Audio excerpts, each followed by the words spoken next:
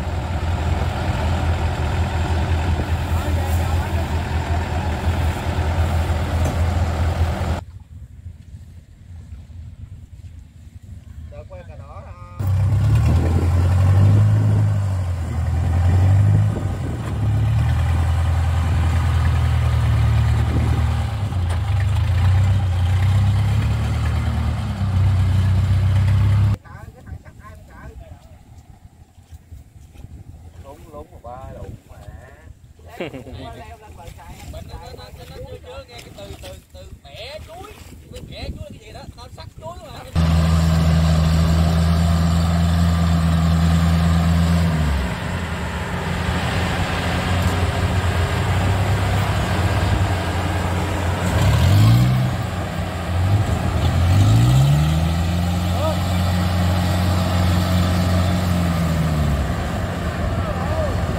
Wow.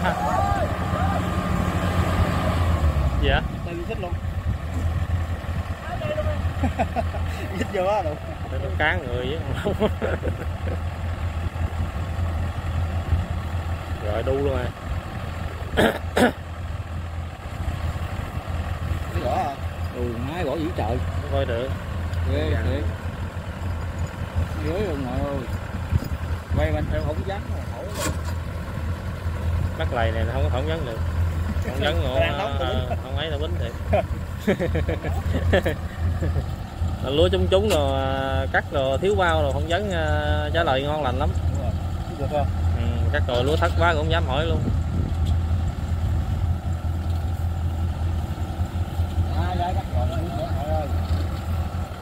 Lầy đi đừng lúng hả?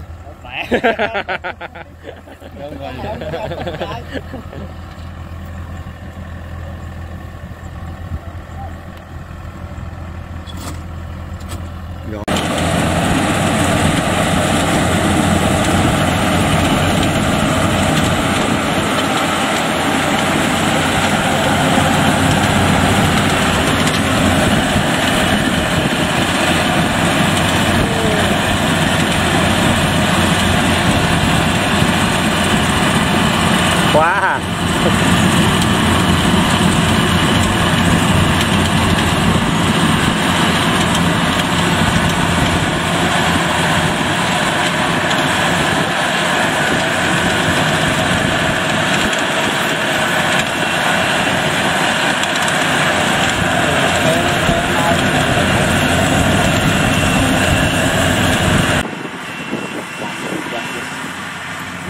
Đây là mấy anh bên Bảo Trì nha các bạn.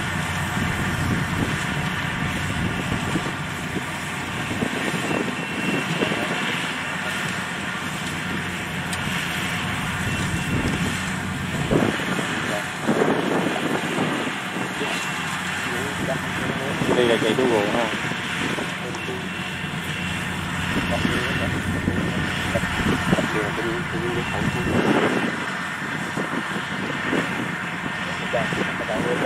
Đây ở rồi.